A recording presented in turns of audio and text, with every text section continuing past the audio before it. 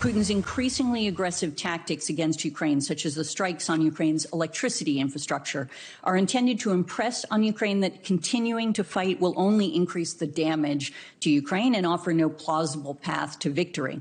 And these aggressive tactics are likely to continue, and the war is unlikely to end anytime soon. Welcome back. That, of course, is the Director of National Intelligence, Avril Haines, up on Capitol Hill today, warning the Senate the end to Russia's war in Ukraine is nowhere in sight. It comes nearly 1 week after President Biden signed the long-awaited foreign aid package, which includes $60 billion in aid to Ukraine. Joining us now to discuss the retired Army General, four-star General Wesley Clark, also the former NATO Allied Supreme Commander. General Clark, great to see you as always, sir. Thank you for being back with us here on the Hill. So you heard the National Intelligence Director right there. Is she right? Well, I think she's right. I don't think Ukraine is willing to compromise and give up its territory. I don't think the Ukrainian military is going to collapse, even though things are pretty tough right now until that American assistance gets there. And I don't think Russia is willing to give in. So it's an endurance contest, and it's also a contest of national will and whether the United States and NATO will stand firm to support a beleaguered democracy. So she said it.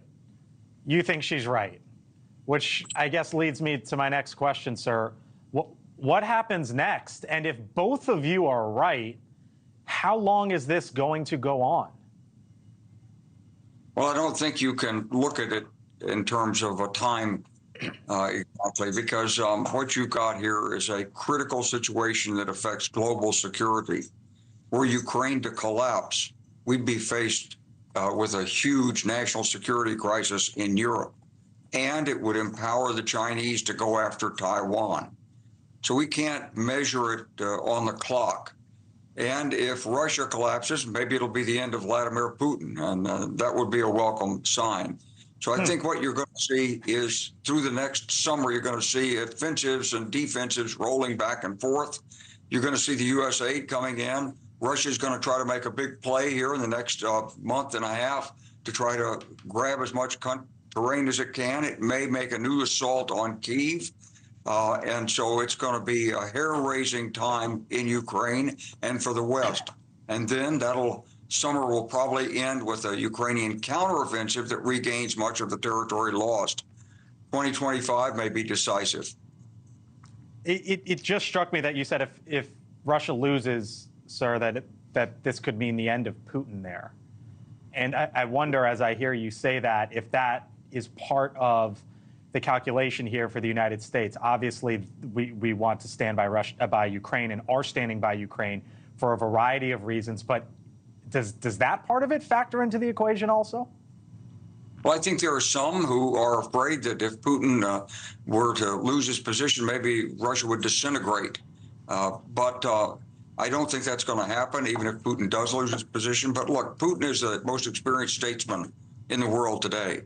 He's a wily intelligence agent, and we'd be very much better off if he goes into the sunset somewhere and retires. I'm going to leave you with this, General Clark. There was a story in the Washington Post this afternoon that I had to do a double take, really got my attention. This is the headline, quote, U.S. officials wary of Chinese plans for floating nuclear plants. Officials fear reactors will be used to power military bases on artificial islands in the South China Sea. Floating nuclear plants. What does that mean, and what goes through your head when you see that? Well, let's speculate a little bit here. We're moving rapidly with technology. So you're going to see more and more use of lasers and directed energy, things like microwave in the future. And we know from Ukraine how effective electronic warfare is. All of this requires massive amounts of electricity.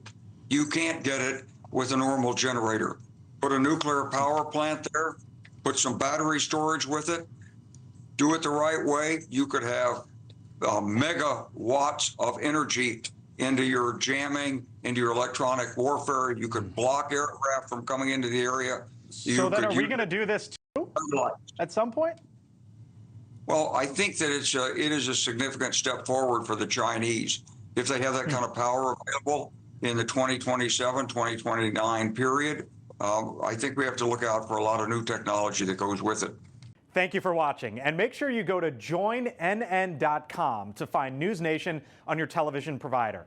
And don't forget to click the red subscribe button below to get more of NewsNation's fact-driven, unbiased coverage.